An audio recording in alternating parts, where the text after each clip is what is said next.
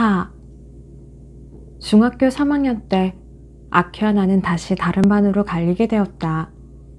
그래도 두 사람 모두 학급 위원을 하고 있었기 때문에 방과 후의 위원회 등에서 일주일에 한 번 정도는 얼굴을 대할 기회가 있었다. 게다가 1학기가 끝날 무렵부터 아키는 가끔 도서관에 공부하러 왔고 여름방학이 시작되고 나서는 거의 매일같이 왔다. 나도 시대회가 끝난 이후에는 검도부 활동이 없었기 때문에 지금까지 해온 것 이상으로 도서관에서 일당벌이에 힘을 쏟게 되었다.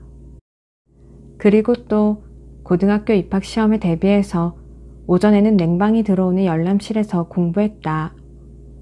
우리는 자연히 얼굴을 마주할 기회가 늘어서 함께 공부하거나 휴식 시간에 아이스크림을 먹으며 이야기를 하게 된다.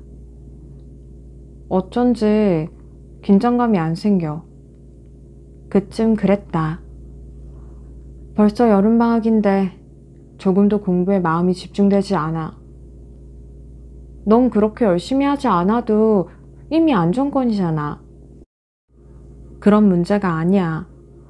뉴턴에서 읽었는데 서기 2000년쯤에는 소옥성이 지구에 충돌해서 생태계가 엉망진창이 돼버린대.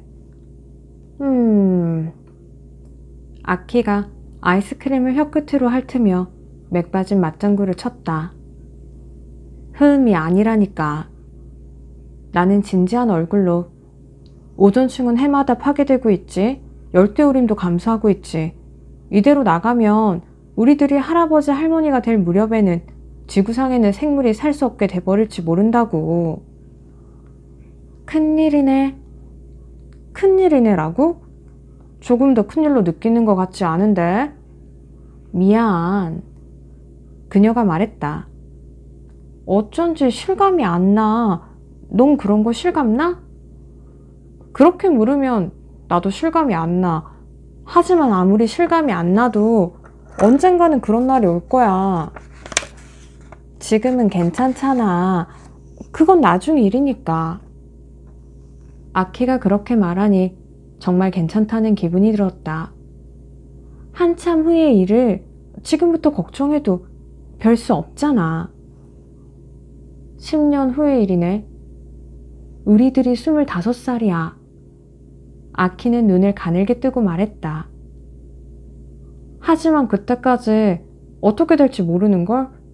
너도 나도. 나는 문득 시로야마의 수국을 생각해냈다. 그때 이후로 벌써 2번은 피었을 텐데 둘이서 다시 보러 간 적은 없었다. 매일 여러 가지 일이 일어나기 때문에 수국에 관한 것은 완전히 잊어버리고 있었다. 아키도 분명 그랬을 거라고 생각한다. 그리고 소옥성의 충돌이니 오존층의 파괴를 이야기해도 서기 2000년의 초여름에도 역시 시로야마의 수국은 피어있을 것 같은 기분이 들었다. 그러니 한급히 보러 가지 않아도 보러 가고 싶은 기분이 들면 언제라도 볼 수 있을 거라고. 그렇게 여름 방학이 지나갔다. 나는 변함없이 지구 환경의 미래를 걱정하며 게르만 민족의 물살이라든가 출세일로의 크롬웰 같은 것을 외우거나 연립방정식과 2차 함수 문제를 풀고 있었다. 때때로 아버지와 낚시를 가거나 새로운 CD를 사기도 하면서, 그리고 아키와 아이스크림을 먹으며 이야기를 하면서. 사쿠짱! 느닷없이 그녀에게 그렇게 불렸을 때 나는 입속에서 살살 녹이고 있던 아이스크림 덩어리를 통째로 삼켜버렸다. 뭐야 갑자기. 너희 어머니는 늘 그렇게 부르시잖아. 아키는 생글거리며 말했다. 넌 우리 엄마가 아니잖아. 그래도 결정했어. 나도 오늘부터 널 사쿠짱이라고 부를 거야. 그런 건 혼자서 멋대로 결정하지 말아줄래? 안 돼. 벌써 결정했어. 그렇게 아키가 나에 대한 모든 것을 결정하게 되면서부터 마침내 나는 자신이 누구인지 잘 알 수 없게 되어버렸다. 2학기가 시작되고 얼마 지나지 않았을 무렵 아키는 점심시간에 노트 한 권을 들고 내 앞에 나타났다. 자, 이거. 그녀는 노트를 내밀며 말했다. 뭐야 이건? 교환일기. 사쿠짱은 이런 거 잘 모르지. 나는 경계하며 사방을 살폈다. 학교에서는 그렇게 부르는 거 하지 말아줄래? 사쿠짱 부모님은 학창시절에 이런 거 나눠 쓰지 않으셨을까? 도대체 그녀는 내가 말하는 것을 듣기나 하고 있는 걸까? 이건 말이지, 남자아이하고 여자아이가 그날 있었던 일이나 생각한 것, 느낀 것을 노트에 적어서 교환하는 거야. 그런 귀찮은 일, 난 딱 질색이야. 너희 반에 누구 적당한 녀석 없어? 상대가 아무라도 상관없는 일이 아니잖아. 아키는 좀 화가 난 듯 했다. 그래도 이런 건 좀 볼펜이나 만년필로 써야 하잖아. 또는 색연필이라든가? 전화는 안 돼? 안 되는 것 같았다. 그녀는 허리 뒤로 팔을 돌려 깍지를 끼고 내 얼굴과 노트를 번갈아 바라보고 있다. 아무 생각 없이 내가 노트를 펼치려 하자 아키가 당황하며 막았다. 집에 돌아가서 읽어. 그게 교환일기 규칙이니까. 첫 페이지에는 자기 소개였다.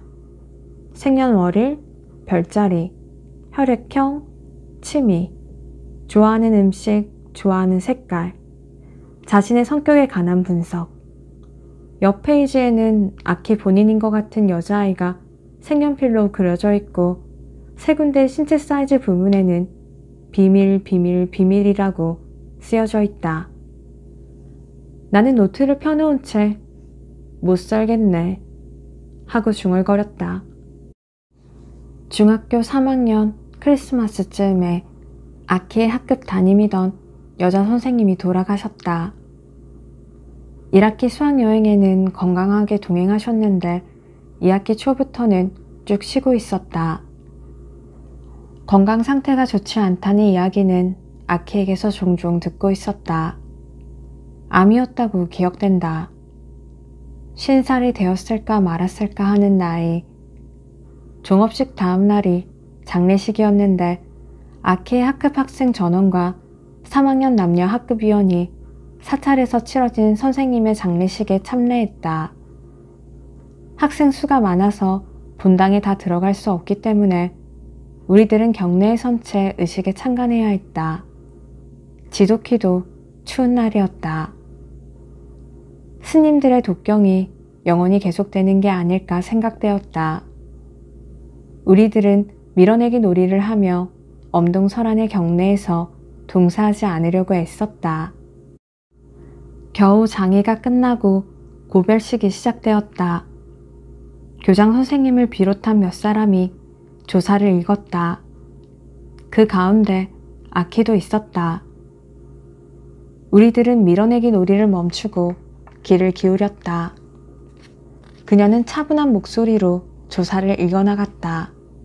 도중에 울먹이는 소리를 내는 일도 없다. 물론 우리들이 들은 것은 그녀의 생생한 육성이 아니라 스피커를 통해 경내에 흐르는 잡음이 많이 섞인 기계음이었다. 하지만 그것이 아키의 목소리라는 것은 금방 알아차릴 수 있었다. 슬픈 마음이 담긴 때문이었을까? 그녀의 목소리는 평소보다 훨씬 어른스럽게 들렸다. 언제까지고 유치한 우리들을 놔두고 그녀 혼자 앞으로 달려가 버릴 것 같은 쓸쓸한 생각이 밀려왔다. 어쩐지 초조한 마음이 들었다. 앞좌석에 앉아있는 참석자들의 머리 너머로 아키의 모습을 찾았지만 잘 보이지 않는다. 본격적으로 일어나서 이리저리 옮겨 다니다가 간신히 본당 입구에 설치된 스탠드 마이크 앞에서 머리를 약간 숙인 자세로 조사를 읽어내려가는 아키의 모습이 시야에 들어왔다. 평소와 똑같은 눈에 익은 교복을 입고 앞에 서 있는 그녀가 완전히 다른 사람처럼 보였다. 아니, 그것은 확실히 아키였지만 무언가가 결정적으로 달라져 있었다. 그녀가 읽고 있는 조사의 내용은 거의 귀에 들어오지 않았다. 나는 멀리 보이는 그녀의 모습에서 눈을 뗄 수가 없었다. 과연 히로세로군. 근처에 서 있는 누군가가 말하자 생긴 것과 달리 배짱이 있다니까 하고 다른 누군가가 동조했다. 그때 하늘을 덮고 있던 두터운 구름이 갈라지고 경내에는 밝은 빛이 쏟아졌다. 빛은 조사를 잇는 아키에게도 닿아 그녀의 서 있는 모습을 어두운 본당의 그늘 밑에서도 또렷이 두드러지게 했다. 이것이 내가 알고 있는 아키였던 것이다. 어린 아이들처럼 유치한 일기를 교환하고 있는 아키. 나를 소꿉친구처럼 사쿠짱이라고 부르는 아키. 그 때문에 오히려 투명한 존재였던 그녀가 지금 한 사람의 여자로 서 있다. 마치 책상 위에 아무렇게나 내던져 두었던 돌멩이 하나가 바라보는 각도를 달리하니 돌연 아름다운 광채를 발하기 시작한 것 같았다. 앞으로 달려나가고 싶은 충동에 사로잡혔다. 온몸에 넘치는 기쁨과 함께 나는 처음으로 그녀에게 이성으로 감정을 품은 한 남자로서의 자신을 의식했다. 그부들이 살짝 비추던 질투를 내 처지로 이해할 수 있었다. 그뿐 아니라 나 자신에게조차 질투를 느끼고 있었다. 아무런 고통 없이 아키와 함께 행운을 누려온 자신에게 아무렇지도 않게 그녀와 그토록 친밀한 시간을 보내고 온 자신에게 가슴 깊은 곳이 시큼해질 정도로 질투를 느끼고 있었다. 5. 중학교를 졸업한 우리들은 고등학교에서 다시 같은 반이 되었다.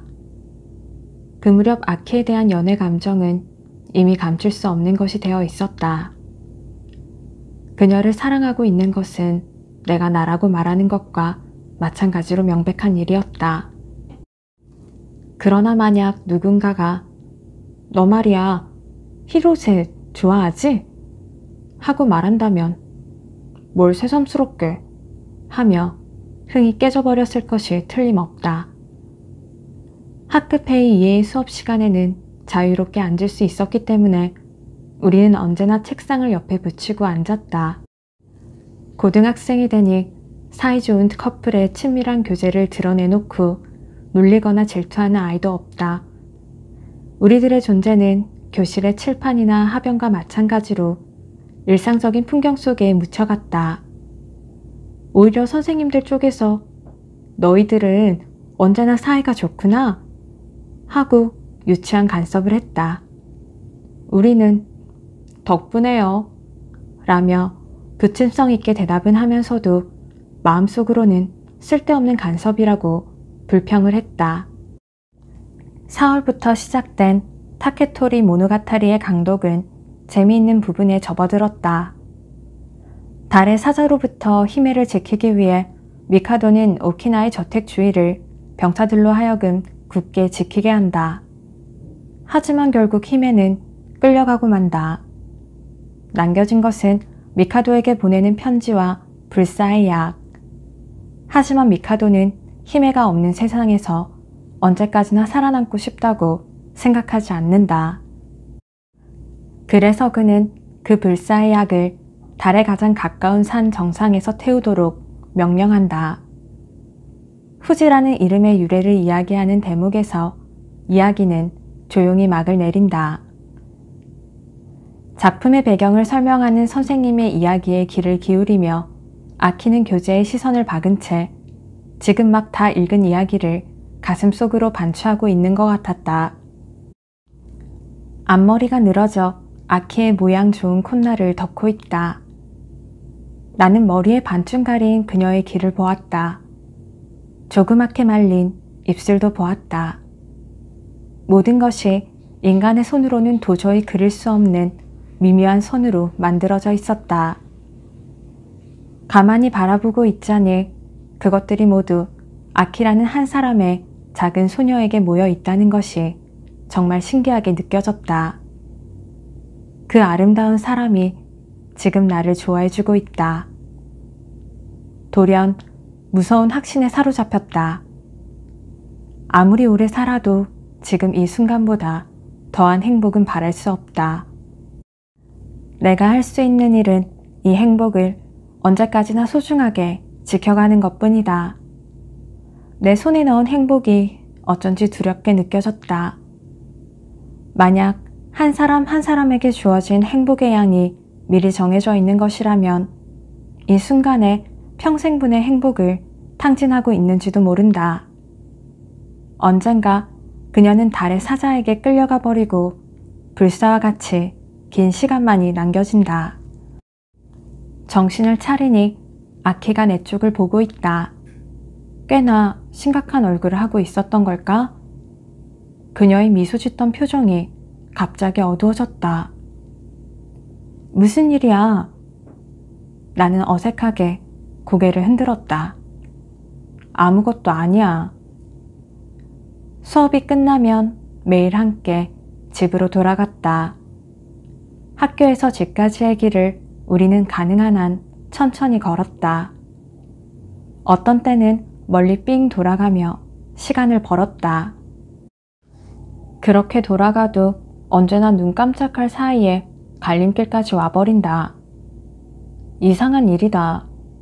같은 길도 혼자서 걸으면 길고 따분하게 느껴지는데 둘이 이야기하면서 걸으면 언제까지라도 걸어가고 싶다. 교과서와 참고서를 잔뜩 넣은 가방도 무겁게 느껴지지 않는다. 우리의 인생이라는 것도 그럴지 모르겠다고 몇 년이 지난 후 생각한 적이 있었다. 혼자서 살아가는 인생은 길고 따분한 것으로 느껴진다. 그런데 좋아하는 사람과 함께라면 어느새 갈림길까지 와버리는 것이다. 6. 할머니가 돌아가신 후 할아버지는 잠시 우리와 함께 사셨지만 앞서 말했듯이 우리 집이 노인에게는 살기 나쁜 집이라고 하시면서 혼자서 집을 장만해 나가셨다. 원래 농가 출신으로 중저부 대까지는 꽤 큰 지주였다가 농지개혁에 의해 국가가 몰락하자 할아버지는 도쿄로 올라와 실업계에 투신했다. 패전 후의 혼란 시기에 돈을 벌어 시골로 돌아와서 30세를 전후로 식품 가공 회사를 세우고 할머니와 결혼하여 아버지가 태어났다. 어머니에게 들은 이야기로는 할아버지의 회사는 고도 경쟁의 성장 물결을 타고 순조롭게 성장해서 할아버지의 일가는 매우 유복한 생활을 했다고 한다. 그런데 아버지가 고등학교를 졸업하자 힘들어 키운 회사를 부하에게 넘겨주고 자신은 선거에 나가 의원이 되었다. 이후 10년 남짓 의원 생활을 하면서 할아버지의 재산은 거의 선거 자금으로 사라졌다. 할머니가 돌아가실 무렵에는 사는 집 이외에 재산다운 재산이 남아있지 않았다고 한다. 할아버지는 이제 정계에서도 은퇴하시고 지금은 혼자서 유유자적한 생활을 하고 계시다. 나는 중학교 때부터 가끔 자선 사업을 하는 셈 치고 할아버지의 맨션에 찾아가 학교 생활 이야기를 들려드리거나 TV로 중계하는 수무 경기를 보여주며 함께 맥주를 마시거나 했다. 가끔은 할아버지도 젊은 시절의 이야기를 들려주곤 했다. 17, 8세 무렵 할아버지에게는 좋아하는 사람이 있었지만 사정이 있어서 부부가 되지 못했다는 사연도 그때 나온 이야기였다. 그 사람은 가슴에 병이 있었지. 할아버지는 언제나처럼 보르도 레드와인을 한 모금 마시면서 말씀하셨다. 지금이라면 결핵 따위는 약으로 금세 낫는다지만 당시에는 그저 영양가 높은 음식을 먹고 공기 좋은 곳에 가만히 누워 견디는 수밖에 없었어. 그 시절의 여자는 어지간히 건강하지 않으면 결혼 생활을 견딜 수가 없었다. 전자제품 같은 것도 없는 시대니까 밥도 빨래도 모두 직접 손으로 해야 하니까 집안일이란 게 지금은 생각할 수 없을 정도로 엄청난 중노동이었지. 게다가 할아비는 당시 젊은이들과 마찬가지로 내 목숨을 나라를 위해 바칠 생각이었다. 서로 좋아하고 있다고 해도 도저히 결혼은 할 수가 없었어. 그건 두 사람 모두 잘 알고 있었지. 어려운 시대였으니까. 그래서 어떻게 됐는데? 나는 캔커피를 마시며 물었다. 나는 군대에 끌려가서 몇 년 동안이고 병영 생활을 할 수밖에 없었어. 할아버지는 계속했다. 다시 살아서 만날 수 있으리라고 생각하지 못했다. 군대에 가 있는 동안에 그 사람은 죽어버리겠지 하고 생각한 데다가 나도 살아서 돌아갈 수 있다고 생각하지 않았어. 그래서 헤어지기 직전에 적어도 저 세상에서는 부부가 되자고 맹세했단다. 할아버지는 말을 멈추고 잠시 먼 곳을 응시하는 듯 눈길을 떠돌았다. 그런데 운명이란 것은 얄궂은 것이라 전쟁이 끝나고 보니 두 사람 모두 살아남아 있었거든. 미래가 없다고 생각될 때에는 미련이 없어지는 법이지만 목숨이 있는 몸이라고 생각하면 묘하게 다시 욕심이 생겨나지. 나는 무슨 일이 있어도 그 사람과 맺어주고 싶었다. 그래서 돈을 벌자고 생각했지. 돈만 있으면 결핵이든 뭐든 그 사람을 맞아들여서 부양할 수 있으니 말이다. 그래서 도쿄로 나간 거구나? 할아버지가 고개를 끄덕이며 이야기를 계속했다. 도쿄는 아직 대부분 폐허 상태였어. 식량 사정은 최악이고 인플레도 굉장했다. 무법천지와 같은 폐허 수역에서 모두가 영양실조가 되어 저기로 가득 찬 눈빛만 번뜩이며 살던 시절이었어. 나도 어떻게든 돈을 벌려고 필사적이었지. 뻔뻔한 일도 많이 했단다. 사람을 죽인 적은 없지만 그 위에 거의 모든 짓을 했지. 그런데 내가 그렇게 억척같이 일을 하고 있는 동안에 결핵 특효약이 개발되어 버렸어. 스트랩토마이신이라는 놈이야. 이름은 들은 적 있어. 그래서 그녀의 병이 나았지. 나았다고? 뭐 병이 나은 건 좋다. 하지만 병이 나았다는 건 시집을 갈 수 있다는 얘기지. 당연히 부모는 딸을 더 늦기 전에 시집 보내려고 했다. 할아버지는 마음에 들어하지 않았다. 어째서? 너절한 장사에 관계하고 있었고 형무소에 들어간 적도 있단다.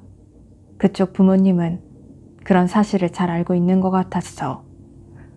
그래도 그분하고 결혼하기 위해서 그랬던 거잖아. 내 논리는 그렇지만 그쪽은 그렇게 생각하지 않았던 거야.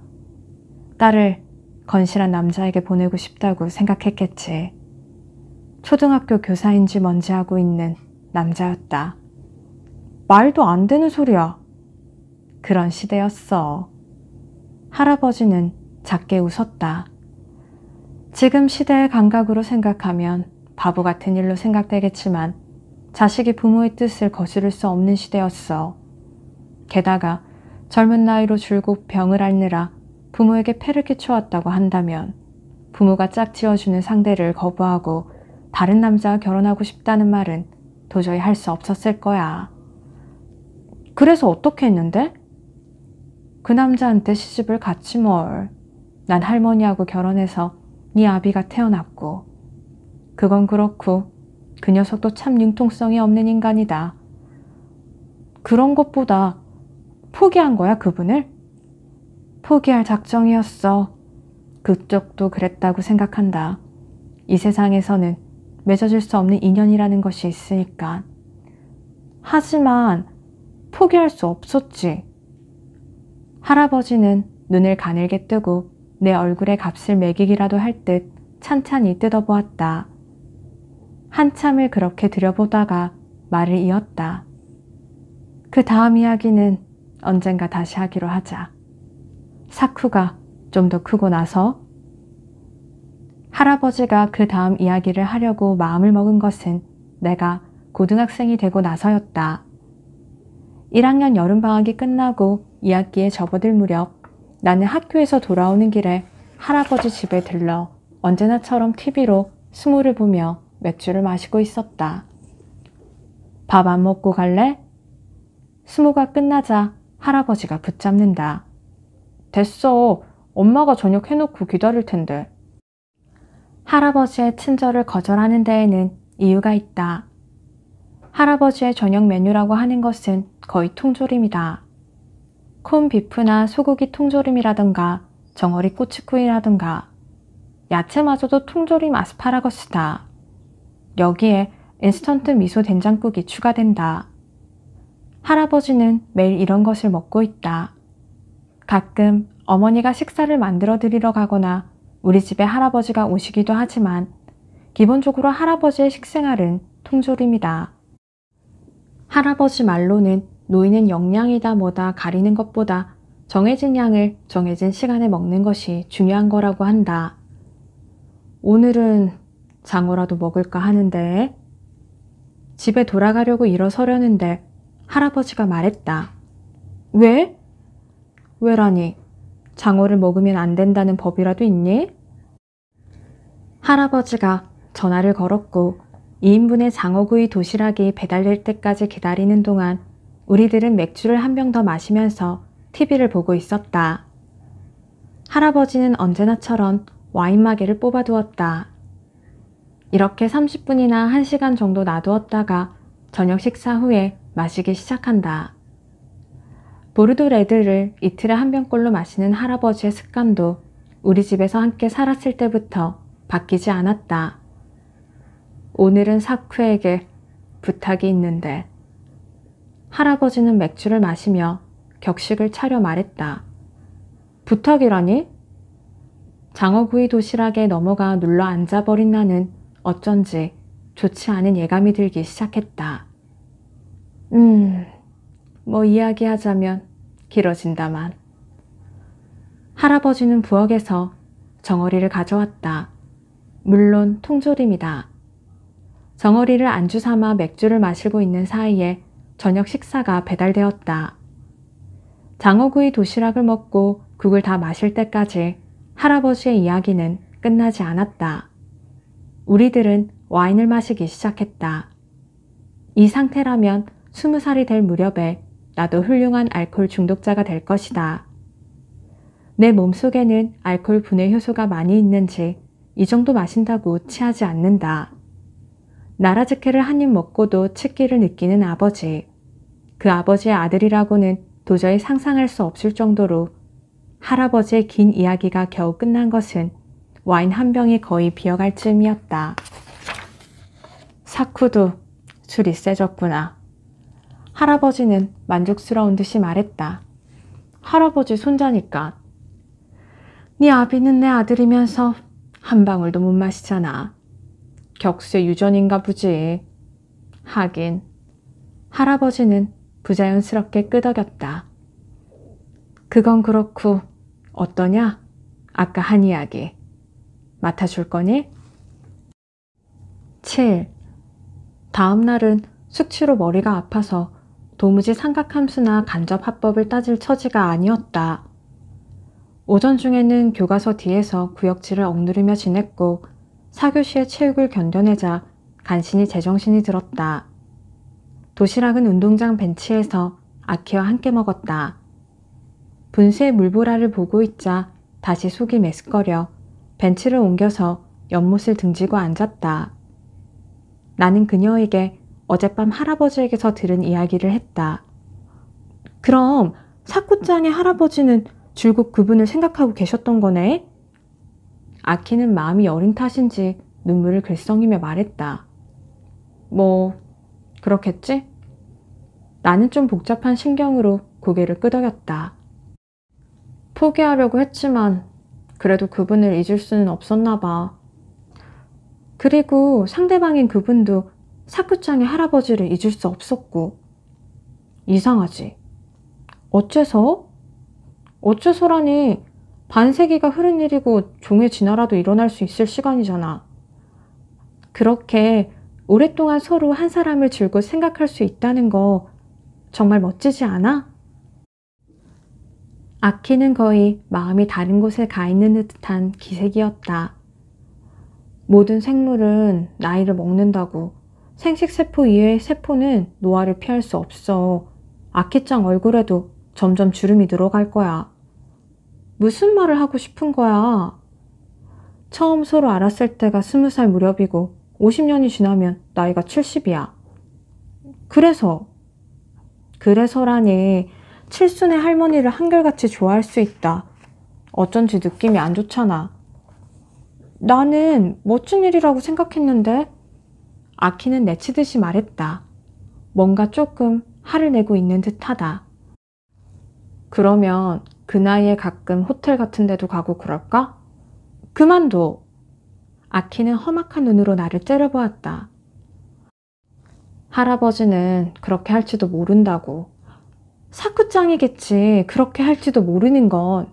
아니야. 아니긴. 그 자리에서 대화는 그렇게 중단되었고 오후 과학 시간으로 토론은 이어졌다. 생물 선생님이 인간의 DNA는 98.4%가 침팬지와 동일하게 구성되어 있다는 이야기를 하고 있었다. 인간과 침팬지의 유전자 차이는 침팬지와 고릴라의 유전자 차이보다도 적다. 그래서 침팬지와 가장 가까운 것은 고릴라가 아닌 바로 인간이다. 그런 이야기에 학급 전체가 웃고 있었다. 뭐가 웃었다는 거야? 바보들. 나와 아키는 교실 뒤쪽에 앉아 변함없이 할아버지 일에 대해 이야기하고 있었다. 그런 건 역시 불륜이 되는 걸까? 나는 중대한 의문을 제기했다. 당연히 순수한 사랑이지. 아키는 곧바로 반론을 내놓았다. 하지만 할아버지와 그분에게는 각각 아내와 남편이 있잖아. 그녀는 잠시 생각하더니 이렇게 말했다. 부인이나 남편 쪽에서 보면 불륜이지만 두 사람에게는 순수한 사랑인 거야. 그런 식으로 각자의 입장에 따라서 불륜이 되거나 순수한 사랑이 되는 거야? 기준이 다르다고 생각해. 어떤 식으로? 불륜이라는 건 말하자면 그 사회에서밖에 통용되지 않는 개념이잖아. 시대에 따라서도 다르고. 일부 다처제인 사회에서라면 또 달라질 테니까. 하지만 50년 동안이나 한 사람만 줄곧 좋아한다는 건 문화나 역사를 뛰어넘는 일이라고 생각해. 종도 초월하나? 침팬치도 같은 암컷을 50년 동안 줄곧 좋아할까 궁금하다고. 글쎄, 침팬지는 잘 모르겠어. 네 얘기는 불륜 쪽보다는 순수한 사랑 쪽이 더 훌륭하다는 얘기인 거야? 훌륭하다는 것하고는 좀 성질이 다를 것 같아. 이야기는 점점 흥미롭게 전개되고 있을 무렵 선생님의 목소리가 날아왔다. 거기 두 사람? 아까부터 무슨 얘기하고 있는 거야? 벌로 교실 뒤에 서 있게 되었다. 권력의 행포라고 생각했다. 인간과 침팬지의 교배가 가능할지도 모른다는 이야기는 괜찮고 세월을 뛰어넘는 남녀의 연애 이야기는 안 된다니. 우리들은 벌을 받느라 서 있으면서도 작은 목소리로 할아버지의 이야기를 계속했다. 저 세상을 믿어? 왜? 할아버지는 좋아하는 사람과 저 세상에서 맺어주자고 맹세했다고 하니까. 아키는 잠시 생각에 잠긴 후 나는 믿지 않아라고 말했다. 넌 매일 자기 전에 기도하면서? 그녀는 딱 잘라 대답했다. 신은 믿어. 신하고 저 세상하고 어떻게 다른데? 저 세상이란 건 현세의 편의대로 만들어진 것 같은 기분이 들지 않아? 아키의 말을 듣고 보니 그런 것도 같았다. 그럼 할아버지와 부부는 저 세상에서도 부부가 될 수 없네? 어디까지나 그건 내가 믿느냐 안 믿느냐 하는 문제야. 아키는 변명하듯이 말했다. 할아버지와 그분에게는 또 다른 생각이 있었을 테니까. 신조차 이승의 편의대로 만들어졌을 가능성이 있어. 하느님 찾기라는 말도 있을 정도니까. 그건 분명 나의 신과는 달라. 신이 여러 명이라도 되는 거야? 아니면 여러 종류? 천국을 바라는 건 아니지만 신을 경외하는 건 있잖아. 그런 마음을 갖게 하는 신에게 나는 매일 밤 기도하고 있어. 아무쪼록 벌을 내리지 말아달라고? 우리들은 결국 복도로 쫓겨났다. 복도에서까지 천국이나 신에 관한 이야기를 하고 있는 동안에 수업이 끝났고 둘 다 교무실로 불려가 생물 선생님과 담임 선생님에게 호되게 혼이 났다. 사이가 좋은 건 괜찮지만 수업 중에는 열심히 선생님의 이야기를 들어야 한다고. 학교 정문을 나왔을 때 이미 어둠이 깔리고 있었다. 우리들은 아무 말 없이 중앙정원과 운동장을 걸어 역사박물관 앞을 지나갔다. 조카마치라는 이름의 찻집도 지났다. 언젠가 하굣길에 들어간 적이 있는데 커피가 너무 맛이 없어서 2번 다시 가지 않는다. 오래된 양조장 앞도 지나고 시내를 흐르는 작은 강 근처까지 왔다. 다리를 건너자 그제야 아키가 입을 열었다. 하지만 결국 두 분은 부부가 될 수 없었어.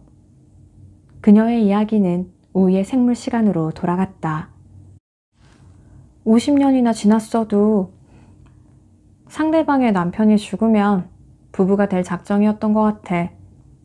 나도 역시 할아버지의 일을 생각하고 있었다. 할머니가 돌아가시고 나서 할아버지 쪽은 줄곧 혼자였으니까. 얼마나? 벌써 10년쯤 되나? 하지만 그분은 남편보다 당사자 쪽이 먼저 돌아가셨으니까 잘 안 된 거지. 어쩐지 슬픈 이야기네. 그쯤에서 대화가 끊겼다. 고개를 숙이고 각자의 생각에 골몰한 채로 계속해서 걸었다. 야채 가게와 다다미 가게 앞을 지나 이발소 모퉁이를 돌면 아키의 집이다. 사쿠짱! 도와드려. 집까지의 거리를 얼마 남겨두지 않고 그녀가 말했다. 말은 쉽지만 남의 집안 무덤을 파헤치는 거라고. 조금 무서워? 조금이라고 표현할 정도로 작은 일이 아니야. 사쿠짱은 그런 거 잘 못하지? 웃고 있다. 뭐가 기쁘기라도 한 거야? 아니, 아니야. 드디어 그녀의 집이 보이기 시작했다. 나는 그 앞의 길을 오른쪽으로 꺾어서 국도를 건너 우리 집으로 돌아간다. 남은 길은 이제 50m 정도다. 누가 먼저라고 할 것도 없이 발걸음을 늦추고 물러서서 우리는 이야기를 계속했다. 이런 거 역시 범죄겠지? 내가 말하자. 그래? 그녀가 의아하다는 듯 얼굴을 들었다. 당연하지. 어떤 범죄가 성립될까? 물론 성범죄지? 거짓말. 그녀가 웃으며 어깨에 닿은 머리카락이 흔들려서 브라우스의 흰빛을 두드러지게 한다. 길게 뻗은 두 사람의 그림자가 꺾어져 상반신의 앞쪽의 콘크리트 블록벽에 비치고 있었다. 어쨌든 발각되면 난 정학이야. 그렇게 되면 놀러 갈게. 날 격려하려고 그렇게 말한 것일까? 태평스럽구나 너는. 나는 한숨 섞여 중얼거렸다.